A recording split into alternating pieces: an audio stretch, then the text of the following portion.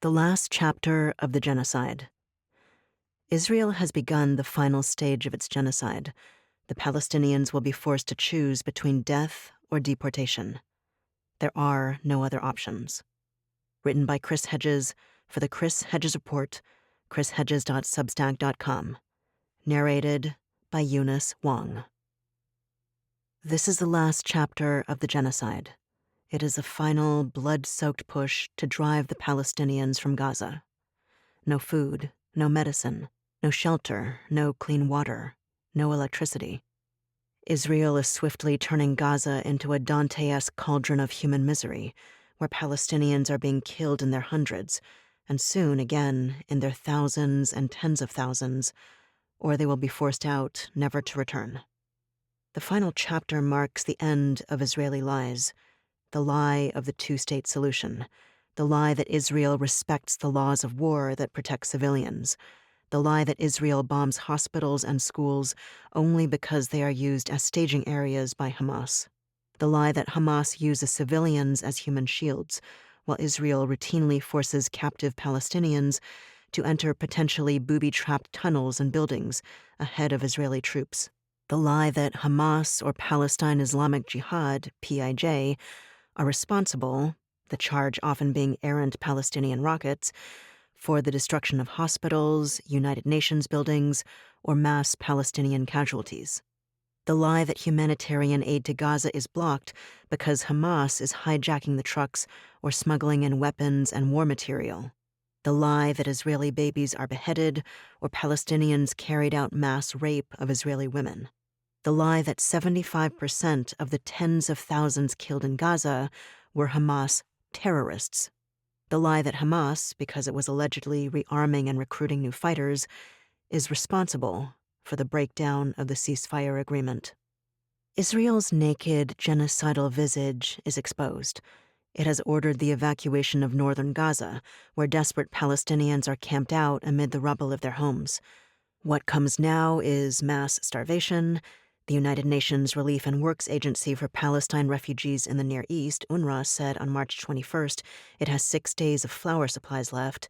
Deaths from diseases caused by contaminated water and food. Scores of killed and wounded each day, under the relentless assault of bombs, missiles, shells, and bullets. Nothing will function. Bakeries, water treatment and sewage plants, hospitals. Israel blew up the damaged Turkish-Palestinian hospital on March 21st. Schools, aid distribution centers, or clinics. Less than half of the 53 emergency vehicles operated by the Palestine Red Crescent Society are functional due to fuel shortages. Soon, there will be none. Israel's message is unequivocal. Gaza will be uninhabitable. Leave or die. Since Tuesday, when Israel broke the ceasefire with heavy bombing, over 700 Palestinians have been killed, including 200 children. In one 24-hour period, 400 Palestinians were killed. This is only the start. No Western power, including the United States, which provides the weapons for the genocide, intends to stop it. The images from Gaza during the nearly 16 months of incessant attacks were awful. But what's coming now will be worse. It will rival the most atrocious war crimes of the 20th century, including the mass starvation, wholesale slaughter, and leveling of the Warsaw Ghetto in 1943 by the Nazis. October 7th marked the dividing line between an Israeli policy that advocated the brutalization and subjugation of the Palestinians and a policy that calls for their extermination and removal from historic Palestine. What we are witnessing is the historical equivalent of the moment triggered by the annihilation of some 200 soldiers led by George Armstrong Custer in June 1876 at the Battle of the Little Bighorn. After that humiliating defeat, Native Americans were slated to be killed, with the remnants forced into prisoner of war camps, later named reservations, where thousands died of disease, lived under the merciless gaze of their armed occupiers, and fell into a life of immiseration and despair. Expect the same for the Palestinians in Gaza, dumped, I suspect, in one of the world's hellholes and forgotten. Gaza residents, This is your final warning. Israeli Minister of Defense Israel Katz threatened. The first Sinwar destroyed Gaza, and the second Sinwar will completely destroy it. The Air Force strikes against Hamas terrorists were just the first step. It will become much more difficult, and you will pay the full price. The evacuation of the population from the combat zones will soon begin again. Return the hostages and remove Hamas, and other options will open for you, including leaving for other places in the world for those who want to.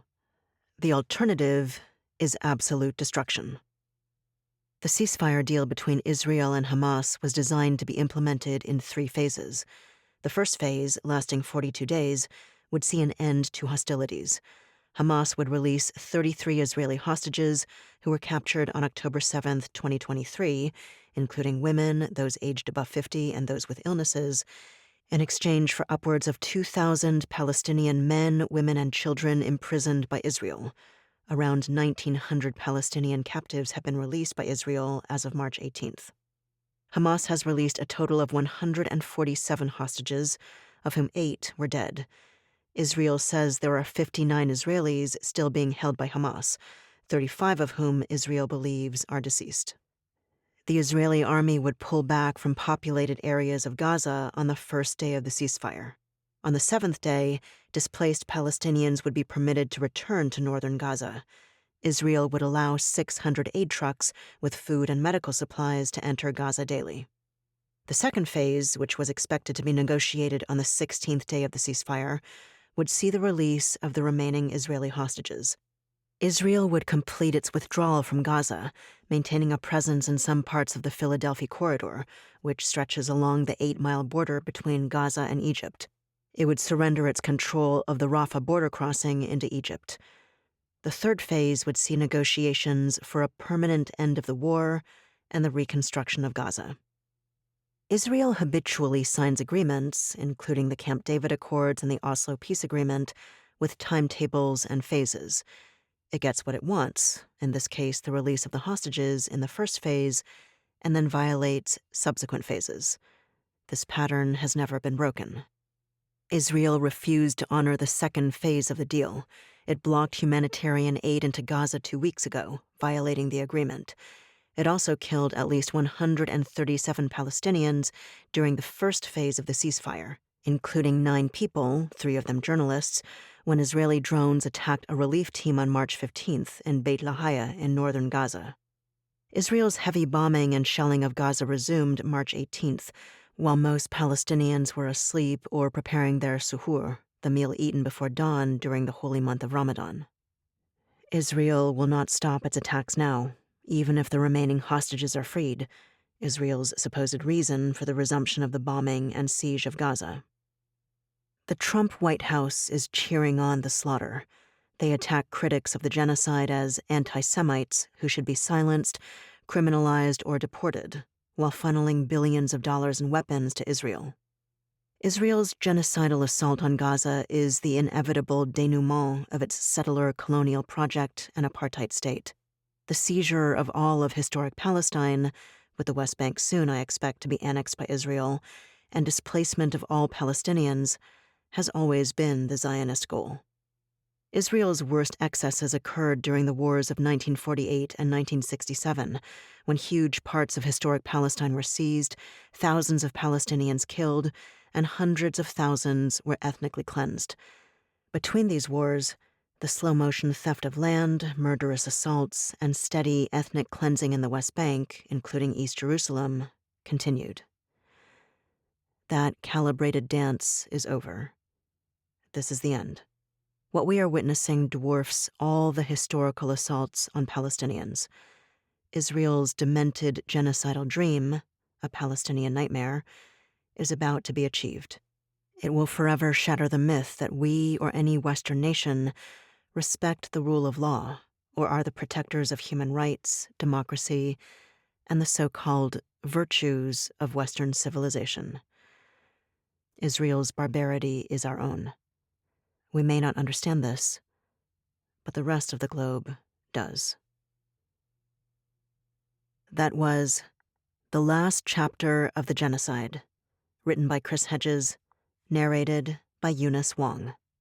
For the Chris Hedges Report, chrishedges.substack.com.